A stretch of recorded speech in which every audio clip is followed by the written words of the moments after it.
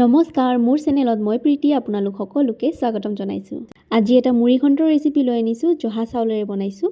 আশা কৰোঁ আপোনালোকে ভাল পাব চাই, তেনেহ'লে ভিডিঅ'টোৰ মাজলৈ যাওঁ আহক। প্ৰথমতে মই লৈছোঁ ইয়াতে বিলাহী, পিঁয়াজ, কেঁচা জলকীয়া, আদা, নহৰু এইখিনি মই সৰু সৰুকৈ কাটি লৈছোঁ।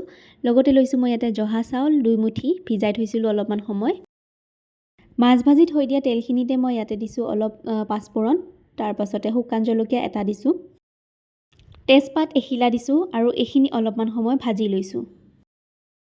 তাৰপাছত ইয়াতে মই কাটি থৈ দিয়া পিঁয়াজখিনি গোটেইখিনি দি দিছোঁ। পিঁয়াজ মই মিডিয়াম চাইজৰ 2টা লৈছোঁ, লগতে কেঁচা জলকীয়া মই 2টা লৈ পেলাই এনেকৈ সৰু সৰুকৈ কাটি দিছোঁ। লগতে আদা নহৰুখিনি পেষ্ট বনাই মই ইয়াতে দি দিছোঁ। পিঁয়াজৰ কেঁচা ভাৱটো আৰু আদা নহৰুৰ কেঁচা গোন্ধটো যোৱালৈকে মই এইখিনি ধুনীয়াকৈ ভাজি লৈছোঁ। তাৰপাছতে মই ইয়াতে দিছোঁ বিলাহীখিনি। যিসকলে মোৰ ভিডিঅ'টো চাই আছে আৰু এতিয়ালৈকে ছাবস্ক্ৰাইব কৰা নাই, প্লিজ মোৰ চেনেলটো ছাবস্ক্ৰাইব কৰি ল'ব আৰু কাষতে থকা বেল আইকনটো দবাই দিব। বিলাহীখিনি দিয়াৰ পাছতে মই ইয়াতে সোৱাদ অনুসৰি নিমখ দিছোঁ।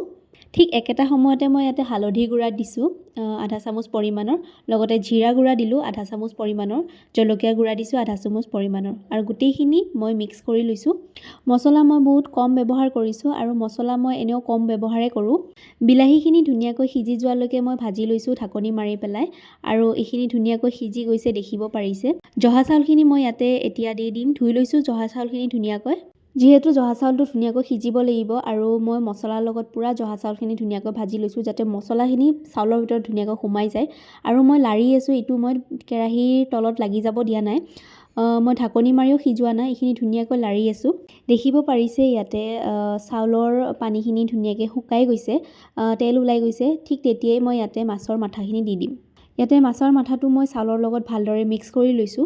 তাৰপাছতে ইয়াতে মই পানী দিম। পানী মই গৰম পানীয়ে ব্যৱহাৰ কৰিছোঁ। ঠাণ্ডা পানীও দিব পাৰি, কিন্তু ঠাণ্ডা পানী দিলে ইয়াতে অলপমান সোৱাদটো কমি যায়, আৰু ইয়াতে গৰম পানীটো দিয়াৰ পাছত ধুনীয়াকৈ মিক্স কৰি লৈ আৰু অলপমান পানী দি মই চাউলখিনি সিজিব দিম। তাৰপাছতে মই এইখিনি ধুনীয়াকৈ মিক্স কৰি লৈ পেলাই ঢাকনখন মাৰি 10 মিনিটমান উতলিবলৈ দিছোঁ। জুইৰ ফ্লেমটো মই মিডিয়াম ৰাখিছিলোঁ। 10 মিনিট পাছত মই ঢাকনখন গুচাই পেলাই চাউলটো সিজিছেনে নাই চাইছোঁ, ধুনীয়াকৈ সিজিছে চাউলটো। তাৰপাছতে ইয়াতে মই নমাম এতিয়া, সেইকাৰণে অলপমান জুইৰ ফ্লেমটো বঢ়াই দি পেলাই ইয়াতে কেঁচা জলকীয়া 2টা দি দিছোঁ। সোৱাদটো বঢ়াবৰ কাৰণে নমোৱাৰ আগতে মই ইয়াতে 1 চামুচ পৰিমাণৰ ঘি দি দিছোঁ। লগে লগে মই একেবাৰে অকণমান গৰম মছলাৰ গুড়া দিছোঁ। ধনিয়া পাত থাকিলে আপোনালোকে ইয়াতে ধনিয়া পাত দিব পাৰে, মোৰ লগত নাছিলে মই দিয়া নাই। আৰু এইখিনি নমাব পৰা হৈ গৈছে, এতিয়া নমাই দিছোঁ মই। মুড়ি ঘণ্টটো বহুত ধুনীয়া হৈছিলে খাবলৈ। যদি এনেকৈ বনাই খাই পোৱা নাই তেনেহ'লে এদিন খাই চাব। যদি মোৰ ৰেচিপিটো চাই ভাল লাগিলে তেনেহ'লে লাইক কমেণ্ট কৰিবলৈ নাপাহৰিব, লগতে মোৰ চেনেলটো ছাবস্ক্ৰাইব কৰি দিব। কাষতে থকা বেল আইকনটো দবাই দিব যাতে মোৰ আহিবলগীয়া নতুন নতুন ভিডিঅ'বোৰ আপোনালোকে পাই থাকে। তেন্তে আজিলৈ আহিছোঁ, আকৌ এটা নতুন ভিডিঅ' সৈতে লগ পাম। ধন্যবাদ।